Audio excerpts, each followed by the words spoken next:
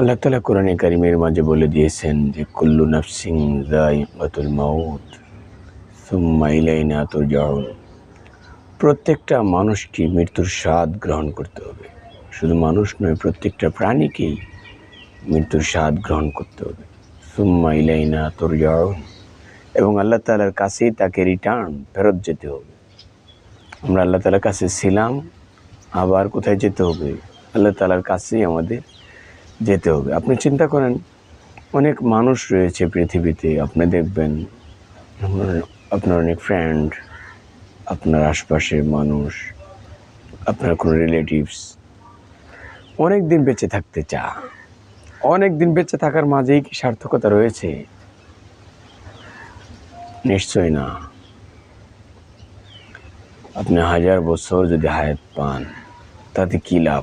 প্রকারান্তরে আপনার শুধু কষ্ট ভোগান্তিটাই বাড়বে। আর যদি আপনি আল্লাহ তাআলার জন্য আপনার জীবনটাকে ওয়াকফ করে দিতে পারেন, বিলিয়ে দিতে পারেন, তবেই তো আপনার সার্থকতা। আপনি যদি 1000 বছর বেঁচে থাকেন, যদি আল্লাহ তাআলার জন্য আপনার হায়াতটা নিবেদিত না থাকে, তাহলে তো 1000 বছর বেঁচে থাকাতেও আপনার কোনো লাভ নেই। সত্যিই লাভ নেই। আপনি চিন্তা করেন যে এই দুনিয়াতে আপনি কত বছর বেঁচে থাকতে চান?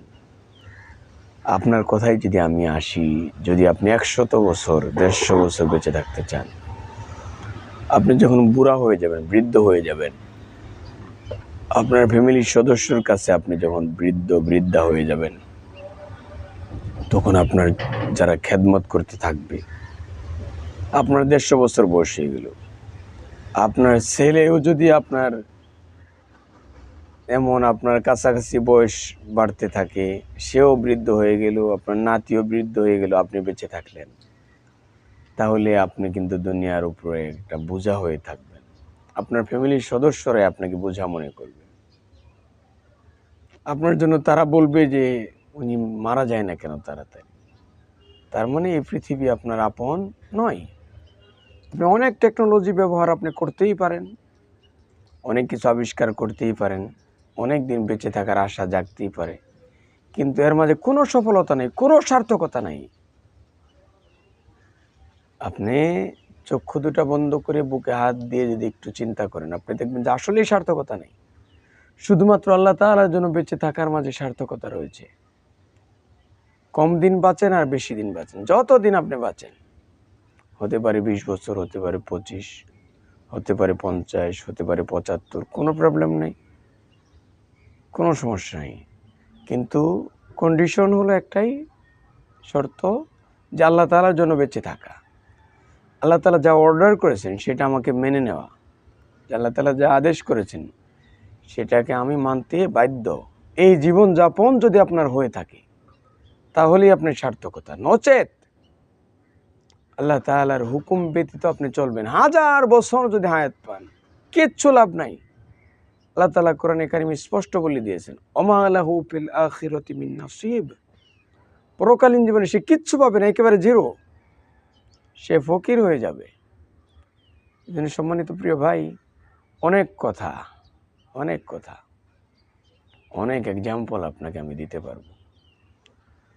সবচেয়ে বড় এক্সাম্পল হলো আপনার সামনে একটা লাশ। আপনার বাবা আপনার মতো এই পৃথিবীকে আবাদ করেছে, পৃথিবীর এই বাসিন্দা সেও ছিল। সে আপনার জন্য সুরম্য অট্টালিকা অনেক জায়গা রেখে গিয়েছে, কিন্তু কি লাভ হয়েছে? খালি হাতে চলে গিয়েছে। আপনার দাদা এই একই সিকিউরিটি গার্ডের চাকরি, এই একই চাকরি, সিকিউরিটি গার্ডের চাকরি, শুধুমাত্র আপনার জমিটা পাহারা দেওয়া, একটা বিল্ডিং নির্মাণ করা, এই লেবার, এই শ্রমিকের কাজ আপনার বাবা করেছে, আপনার দাদা করেছে, আপনার পূর্বপুরুষ করেছে। আমার বাবা, আমার দাদা, আমার পূর্বপুরুষ প্রত্যেকেই এই দুনিয়াকে শুধুমাত্র সাজায় গোছায় চলে গেছে। আরেকজনের জন্য সাজায় গোছায় চলে গেছে। সে ভোগ করতে পারে নাই, সে নিতে পারে নাই, সত্যিই নিতে পারে নাই। আপনি কয় বেলা খেতে পারেন চিন্তা করেন? নিশ্চয়ই 6 বেলা খেতে পারেন না। অবশ্যই পারেন না আপনি 6 বেলা খেতে। কি বলেন আপনি? অনেক টাকা আপনি ব্যবহার করতে পারেন না, অনেক টাকা রেখে চলে যেতে হয় আপনাকে। ফ্রিজে অনেক গোশত আপনি খেতে পারেন না। ফ্রিজে অনেক মিষ্টি রাখা আপনি খেতে পারেন না, অনেক মুরগির গোশত রাখা খেতে পারেন না, গরুর গোশত রাখা খেতে পারেন না, ডিম ফ্রিজে সাজিয়ে রাখা খেতে পারেন না, দুধ কলা অনেক রাখা খেতে পারেন না। তাহলে বোঝা গেল কি যে আপনি আল্লাহ তাআলার জন্য যা করবেন সেটাই আপনি পাবেন। অনেকেই দুনিয়াতে অনেক জায়গা করতে চায়। আমার এক প্রিয় ভাই, তাকে এক আলিম সাহেব বলেছেন যে আপনার বাড়ি কোথায়? উনি বলেছেন আমার বাড়ি জান্নাতুল ফেরদাউসে। আপনি চিন্তা করেন কতটুকু কনফিডেন্স থাকলে একটা মানুষ এই কথা বলতে পারে যে আমার বাড়ি জান্নাতুল ফেরদাউস। আর আপনাকে বললে আপনি কিন্তু সরাসরি ফার্স্ট টপিকে আপনি বলবেন যে আমার বাড়ি কোথায়। আমিও বলবো যে এলাকাতে ওই এলাকাতে, কিন্তু এগুলো তো আসলেই আমাদের বাড়ি নয়, সত্যিকার অর্থে বাড়ি নয়। কিন্তু আমরা এই ক্ষণস্থায়ী বাড়িটার জন্য, যেটা কোনো ঠিকানায় বলা যায় না, নামই বলা যায় না। আপনি এখন বলছেন যে আপনার বাড়ি কোথায়? জামালপুর। আপনি একটু পরেই লাশ, আপনি জামালপুরেও যেতে পারবেন না, আপনার লাশটাও জামালপুর যেতে পারবে না। আপনাকে যদি বলে আপনার বাড়ি কোথায়? রাজশাহী, আপনি এখনই মারা যেতে পারেন, 5 মিনিট পরেই মারা যেতে পারেন, 2 মিনিট পরে মারা যেতে পারেন, আপনার লাশ রাজশাহী নাও পৌঁছতে পারে। তাহলে আপনার বাড়ি রাজশাহী বলাতে কী লাভটা হলো? জামালপুর বলাতে কী লাভটা হলো? এত বড় বিল্ডিং, কী লাভটা হলো? সত্যিকার অর্থে লাভ তো তখনই হবে যখন আমি পরকালের বাড়ি আগে রেডি করতে পারবো, আল্লাহ তাআলার জন্য আমার এই হায়াতটাকে ওয়াকফ করে দিতে পারবো, বিলিয়ে দিতে পারবো। তখন আপনি যতদিন বাঁচেন কোনো প্রবলেম নাই, 100 বছর বাঁচেন কোনো প্রবলেম নাই, 50 বছর বাঁচেন তাও কোনো সমস্যা নেই, 30 বছর যদি বাঁচেন তাও সমস্যা নেই। কিন্তু কন্ডিশন হলো একটাই, যে আল্লাহ তাআলার জন্য বেঁচে থাকা। তাহলে আপনি স্যাটিসফ্যাকশন, আপনার সন্তুষ্টি আপনার ভিতরে চলে আসবে, আত্মতৃপ্তি এটা চলে আসবে। কিন্তু আমরা এই জিনিসটাকে ভুলে যাচ্ছি, দিন যতই যাচ্ছে আমরা পরকালকে ভুলে যাচ্ছি। আমরা ভাবছি যে আমরা এই ইহকালীন জীবনেরই বাসিন্দা, আমাদের থাকার পার্মানেন্ট একটা রেসিডেন্ট, থাকার ঠিকানা এই দুনিয়া। আসলে সত্যিকার অর্থে তা তো নয়। ভাড়াটি আর বাড়িওয়ালা সমান কথা। আপনি কি বলতে চান? কত কোটি টাকার মালিক আপনি হয়েছেন, আপনি একজন ফকির। আপনি জানেন 1000 কোটি টাকার মালিক, কিন্তু আপনার কাফন আপনার টাকায় নাও হতে পারে। আপনি জানেন আপনি 1000 কোটি টাকার মালিক, আপনাকে অন্য কেউ ধোয়ায় আপনার কাফনের কাপড় পরাবে। আপনি জানেন আপনি 1000 কোটি টাকার মালিক, আপনার লাশ অন্য কেউ বহন করে নিয়ে যাবে। আপনাকে চ্যালেঞ্জ করলাম, কত কোটি টাকার মালিক আপনি যে হেঁটে হেঁটে কবরে শুইতে পারবেন? আপনি বলেন, আপনি পারবেন না। এই জন্য সম্মানিত প্রিয় ভাই, আমরা পৃথিবীর পিছনে অনেক সময় নষ্ট করছি, হচ্ছে পৃথিবী আমাকে জায়গা দিবে না, সত্যিকার অর্থে জায়গা দিবে না। আপনি চিন্তা করেন আমার এই কবরের মাটি কি আমার জন্য সে কাঁদছে? নিশ্চয় নয়। এই কবরের মাটি চাচ্ছে এই পৃথিবীকে দূষণমুক্ত করতে, এজন্য আপনাকে মাটি চাপা দেওয়া হচ্ছে। আপনি পচে গলে এই পৃথিবীকে দূষিত করে ফেলবেন, দুর্গন্ধ ছড়াবেন। এজন্য মানুষ, ইসলাম এই পৃথিবীকে নির্মল সুন্দর রাখার জন্য আপনাকে লাশ দাফনের রাসূলুল্লাহ সাল্লাল্লাহু আলাইহি ওয়াসাল্লাম সুন্নত তরিকা মোতাবেক লাশকে দাফনের সিস্টেম ইসলাম বলে দিয়েছে। পৃথিবীকে যেন কলুষমুক্ত রাখা যায়, দূষণমুক্ত রাখা যায়। কিন্তু আমরা পৃথিবীর চিরস্থায়ী বাসিন্দা হতে চাই কেন বলেন? এটা কত বড় বোকামি, চিন্তা করেন। আমরা নিজের পায়ে নিজে কুড়াল মারছি। আপনি কেন পৃথিবীর বাসিন্দা হতে চান? আপনি মিথ্যা মরীচিকার পেছনে আপনি কেন দৌড়াচ্ছেন? এটা তো বালির বাঁধ, সমুদ্রের পাশে বালি দিয়ে একটা বাঁধ আপনি তৈরি করেছেন, কতক্ষণ টিকবে বলেন? সত্যিই টিকানো যায় না।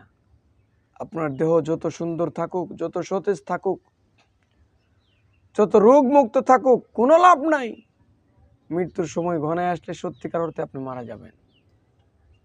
আপনাকে ছোট করে যদি আমি একটু বলি, একটা প্রাইভেট কার অনেক দামি, একটা প্রাইভেট কার অনেক দামি, এক্সপার্ট একজন ড্রাইভার আপনি রেখেছেন, খুব এক্সপার্ট।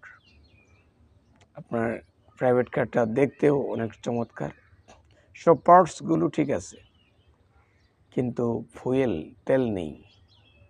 এই তেল যদি না থাকে, যত ভালো ড্রাইভার আর যত ভালো গাড়ি হোক, যত দামি গাড়ি হোক, সব পার্টস ঠিক থাকলেও এই গাড়িটার চলবে? নিশ্চয়ই চলবে না।